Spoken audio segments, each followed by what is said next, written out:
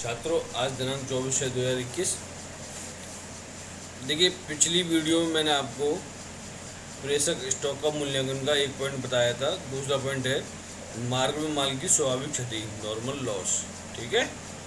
कुछ वस्तुएं ऐसी होती हैं जिनका कुछ भाग मार्ग में प्राय नष्ट हो जाता है।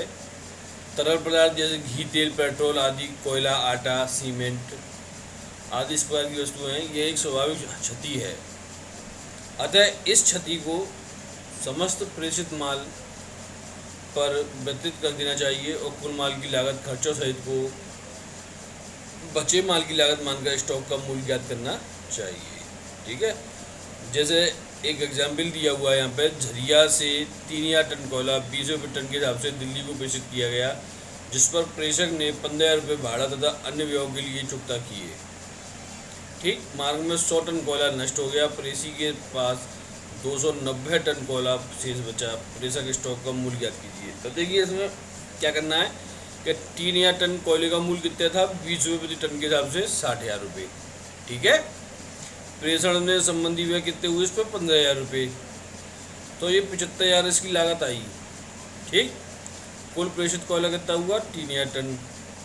मार्ग में क्षति कितनी होगी, 100 टन कोयले की। तो शेष कोयला कितना बचा, 2900 टन। ठीक। इसके बाद देखिए, 2900 टन कोयले का लागत मूल्य 75,000 रुपये, इसलिए 290 टन कोयले का लागत मूल्य, तो 75,000 इंटू 290/2900, तो ये आपका कितना बचा, 7500 रुपये। ठीक है। तीसरा पॉइंट था इसमें माल की अस्वाभाविक या संयोगवश क्षति, यानी एबनॉर्मल लॉस। ये क्या होता है, देखें, कभी कभी किसी असावधानी के कारण अथवा संयोगवश मार्ग में अथवा प्रेषी के पास माल के कुछ भाग आग लग जाने, चोरी हो जाने या अन्य कारणों से नष्ट हो जाता है।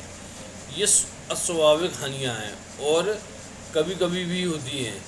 इनका माल की लागत पर कोई प्रभाव नहीं पड़ता। अतः नष्ट हुए माल की लागत से लाभानी खाते का डेबिट तथा प्रेषण खाते का क्रेडिट किया जाता है।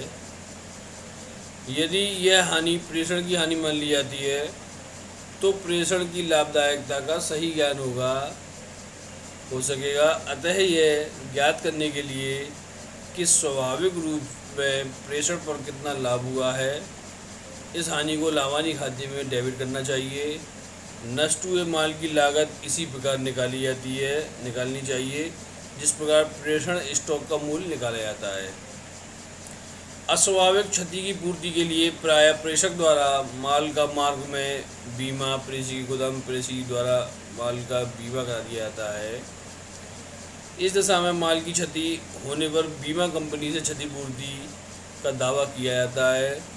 यदि माल का मार्ग बीमा नहीं कराया गया और मार्ग में किसी प्रकार माल नष्ट हो जाता है तो क्षतिपूर्ति का दावा रेलवे कंपनी से किया जाता है।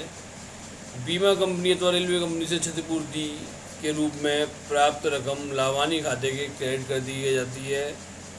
कभी कभी ऐसा होता है कि मार्ग में कुछ माल आंशिक रूप से क्षतिग्रस्त हो जाता है।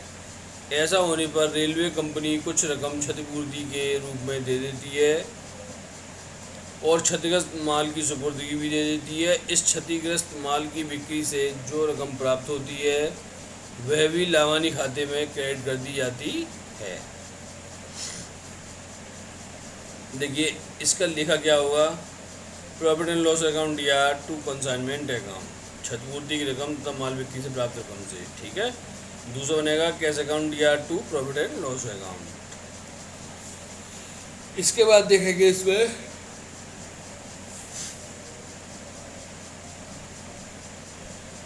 एग्जाम्पल्स आएंगे, वो हम आपको बाद में बताएंगे।